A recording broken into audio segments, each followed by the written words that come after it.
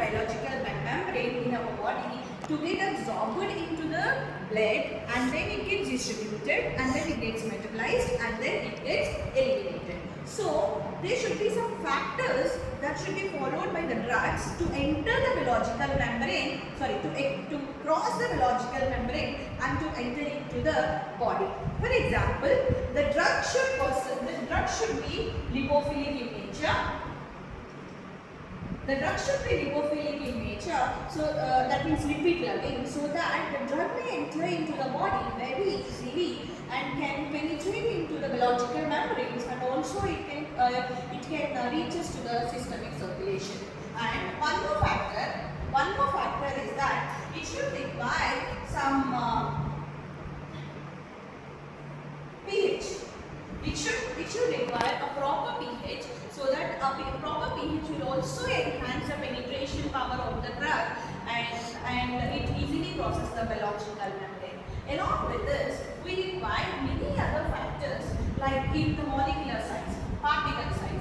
So the particle size also plays important role. If the particle sizes are very big, then it cannot cross through the biological membrane. If the particle sizes are little small, then it can process through biological membrane. Then it crosses through biological membrane and it undergo any properties. So apart from all this, there are some mechanisms, there are some transport mechanisms how the drug crosses through biological membrane. For example, as you already know that active transport. So there will be biological membrane connected like this. Okay, there is a biological membrane. So active transport is one of the transport, and second one is passive transport. Passive transport is also one of the mechanism to cross the drug through biological membrane. And third one, very important one, that is facilitated transport. And the fourth one is pinocytosis, and it is phagocytosis, and the fifth one is phagocytosis, and the sixth one is very important, ion pair transport, and the sixth one is ion pair transport. So in our body, these three mechanisms takes place to enter the biological membrane. So morning we'll get up, and if we have any fever or something else, what do? Immediately we take the paracetamol tablet into our body.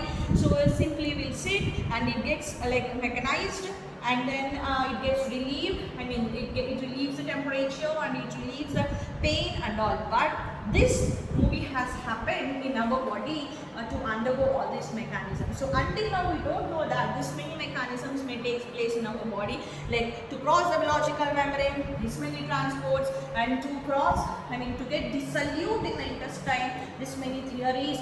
We didn't expect this, but this is a very important, more realistic explanations about what the drug does in our body.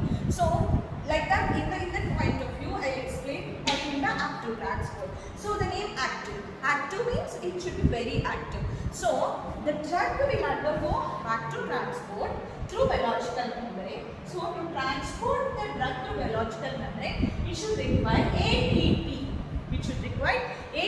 That means it should require energy. So it actively it comes with the energy. This is nothing but active transport. Passive transport means it's opposite to active. That means no energy is required to transport the drug to cross the biological membrane.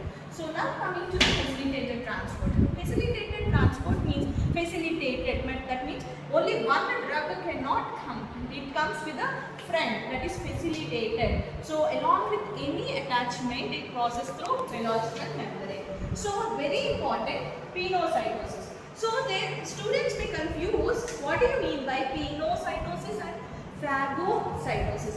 Pino means in Hindi we say as a drink. So pino means drink. So drink means what they do it? Cell drinking. So this side first the liquid comes here, and then after that solid comes here. That's why it is called as pinocytosis. And now coming to the phago. So the opposite to the pinocytosis is phagocytosis. Phago means it's solid particle. Lastly, we'll go to ion pair. Ion pair means drug will attach with ion and it becomes pair and it causes the biological